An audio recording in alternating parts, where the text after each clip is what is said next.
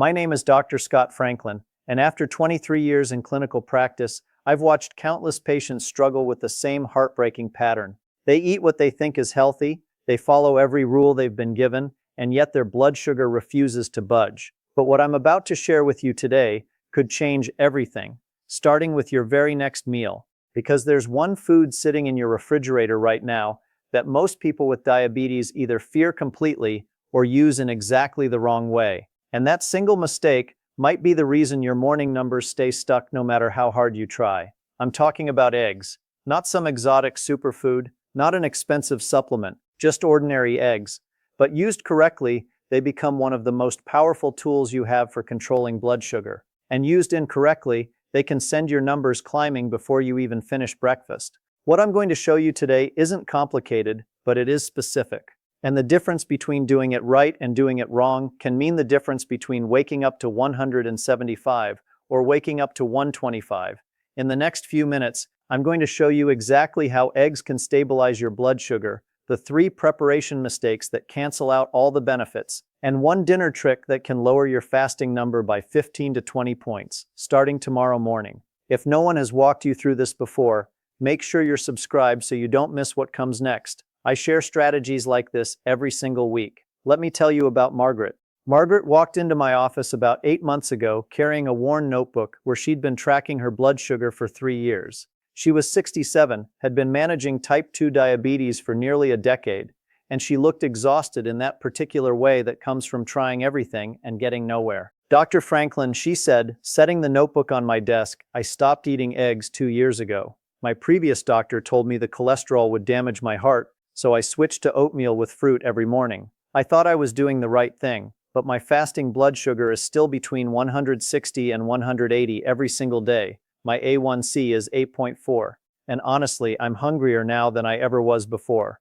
I opened her notebook and saw the pattern immediately. Every morning, her blood sugar after breakfast spiked to 210, sometimes 220. By mid-morning, she'd crash and need a snack. By lunch, she was ravenous. Her body was on a roller coaster that never stopped, and it was wearing her down from the inside. The breakfast she thought was healthy, instant oatmeal, sliced banana, a glass of orange juice, was actually a wall of fast-acting carbohydrates with almost no protein to slow anything down. Her body was getting hammered with sugar, over and over, all day long. And the eggs she'd been afraid of, they could have been the exact thing that stabilized everything. Before I show you exactly how to prepare this, drop a comment right now and tell me, what does your typical breakfast look like today? I read every single one, and it helps me know what to cover next. Here's what most people don't understand about how your body handles food when you have diabetes. When you eat carbohydrates alone, bread, oatmeal, fruit, juice, they break down into glucose fast, your blood sugar spikes, your pancreas scrambles to produce insulin. And if you have diabetes, that system is already struggling to keep up. But when you eat high-quality protein alongside those carbohydrates, something completely different happens. The protein acts like a speed bump. It slows down how fast that sugar enters your bloodstream. Instead of a sharp spike that leaves you at 220 an hour later, you get a gentle, controlled rise that your body can actually manage. And eggs are one of the best sources of that kind of protein. 2 whole eggs give you about 12 grams of complete protein, every amino acid your body needs and can't make on its own. And here's the part that changes everything. Eggs have a glycemic index of 0. They do not raise your blood sugar, not even a little. But when you pair them with the right foods and prepare them the right way, they can stop everything else you eat from spiking your numbers as high. That's the secret most people miss. It's not about eggs being magic. It's about eggs doing a job your body desperately needs done. Now I know what you might be thinking, because Margaret said the same thing. But what about cholesterol? Here's the truth, and this is based on research published in the last several years in major medical journals. For most people, the cholesterol you eat in food does not significantly raise the cholesterol in your blood. Your liver makes cholesterol on its own, and what affects that process most isn't eggs, it's refined sugar, trans fats, and chronic inflammation. In fact, I've worked with patients whose cholesterol improved after they started eating eggs again, because they replaced high-carb, high-sugar breakfasts with something that actually supported their metabolism. Eggs contain choline, which helps your liver process fat. They contain vitamin D, which research shows can improve how your cells respond to insulin. They contain lutein and zeaxanthin, Those are the compounds that protect your vision from the damage high blood sugar can cause over time. When you throw away the yolk and eat only the whites, you're throwing away most of the nutrition. The yolk isn't the enemy. It never was. So if you've been avoiding eggs for years, here's what I want you to do. Put them back on your grocery list this week. One simple swap, starting Monday morning. So I sat down with Margaret and explained all of this. And then I told her exactly what to change. Instead of oatmeal with banana and orange juice, I wanted her to start her day with 2 eggs, half an avocado, and a generous serving of spinach or tomatoes. No oil, no butter, just scrambled eggs in a non-stick pan, cooked gently, paired with whole foods that don't spike blood sugar. She looked at me like I'd just given her permission to break a rule. "That's it?" she asked. "That's it," I said. "For 2 weeks. Let's see what happens." 14 days later, Margaret called my office, and I could hear the disbelief in her voice. "Dr. Franklin, my blood sugar after breakfast this morning was 142, not 210, not even close. I tested it 3 times because I didn't believe it." 3 months later, her fasting blood sugar had dropped from an average of 170 to 138. Her A1C went from 8.4 to 7.3. And she told me something I'll never forget. "I forgot what it felt like to not be hungry all the time," she said. "I have energy again.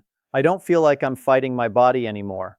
That's what happens when you give your body what it actually needs instead of what you were told was healthy. But here's the critical part, and this is where most people go wrong even when they know eggs are okay to eat. It's not just about eating eggs. It's about how you prepare them and what you eat them with. If you fry your eggs in a pool of butter or oil and eat them with white toast or flour tortillas, you're undoing all the benefits. The excess fat interferes with how your body uses insulin, and the refined carbs spike your blood sugar just as fast as oatmeal would. But if you scramble those same 2 eggs in a dry nonstick pan, no oil needed, eggs have enough natural fat to cook perfectly, and pair them with fiber-rich vegetables and healthy fat from avocado, you've just created a breakfast that can keep your blood sugar stable for 4 to 5 hours. Let me be specific, because I want you to be able to do this tomorrow morning. Crack 2 eggs into a bowl, beat them lightly with a fork, heat a nonstick pan over medium heat, pour the eggs in, and gently stir them as they cook. They'll be done in 2 to 3 minutes. Soft, creamy, perfect.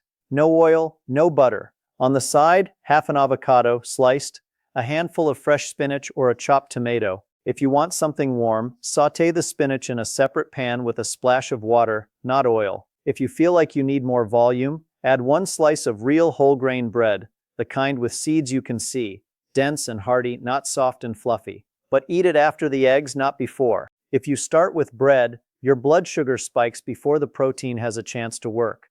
If you start with eggs, the protein is already doing its job by the time the carbs arrive. That order matters more than most people realize. Now here's something I don't think anyone has told you, and it can make a bigger difference than you'd expect. Eggs aren't just for breakfast. I've worked with patients who eat 2 eggs with vegetables for dinner instead of rice or pasta, and they wake up the next morning with fasting blood sugar 15 to 20 points lower than usual. Why? Because when you eat quality protein at night instead of carbohydrates, your liver doesn't release as much glucose while you sleep. It stays calmer. Your blood sugar stays steadier. And you wake up with a number that doesn't make you feel defeated before the day even starts. One of my patients, Carl, tested this himself. He's 62, a retired electrician, and he loves data. He ate eggs for dinner 3 nights in a row and tracked his fasting blood sugar each morning. Night 1, fasting blood sugar 151. Night 2, 146. Night 3, 139. He sent me a text that just said, "I'm never eating rice for dinner again." That's the kind of simple, real-world change that doesn't require willpower, it just requires the right information. Now let me tell you the 3 biggest mistakes I see people make, even when they're trying to eat eggs the healthy way. Mistake number 1, frying them in olive oil and thinking it's fine because olive oil is healthy. Olive oil is wonderful when you drizzle it on a salad, but when you heat it to high temperatures, you're adding unnecessary fat and calories that can make it harder for your body to use insulin properly. The egg doesn't need it. A good nonstick pan is all you need. Mistake number 2, pairing eggs with orange juice. I know it feels like a classic breakfast combination, but even fresh squeezed orange juice is liquid sugar without the fiber that would slow it down. 1 glass can spike your blood sugar just as much as a soda. If you want fruit, eat a whole orange. The fiber changes everything. Mistake number 3, Adding processed cheese or deli meats like ham or sausage. Processed cheese and packaged meats are loaded with sodium and preservatives that do nothing good for your blood pressure or your long-term health. If you want cheese, use a small amount of real cheese, cottage cheese, feta, or a slice of sharp cheddar.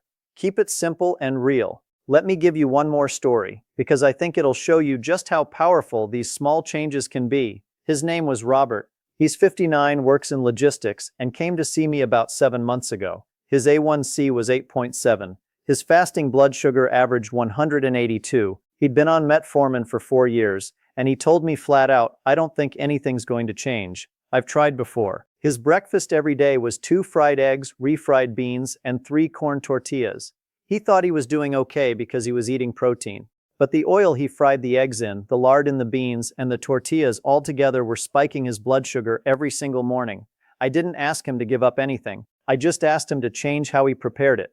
Boil the eggs or scramble them dry, eat whole beans with less fat, cut the tortillas down to 1, and add fresh vegetables to make up the volume. That was it. One change. 4 weeks later, his morning blood sugar dropped from the 180s to the 150s. 3 months later, his A1C was down to 7.6. His doctor asked what he'd done differently. Robert's answer was perfect. "I just stopped frying my eggs, doc." Sometimes the most powerful changes are the simplest ones. So here's what I want you to take from this today. Eggs are not your enemy. They never were. What might have been working against you was the way you cooked them and what you ate them with. When you prepare them without oil, when you pair them with avocado and vegetables instead of bread and processed meat, when you eat them not just at breakfast but also as a smart dinner option, you're giving your body a real tool to stabilize blood sugar in a way no medication can do alone.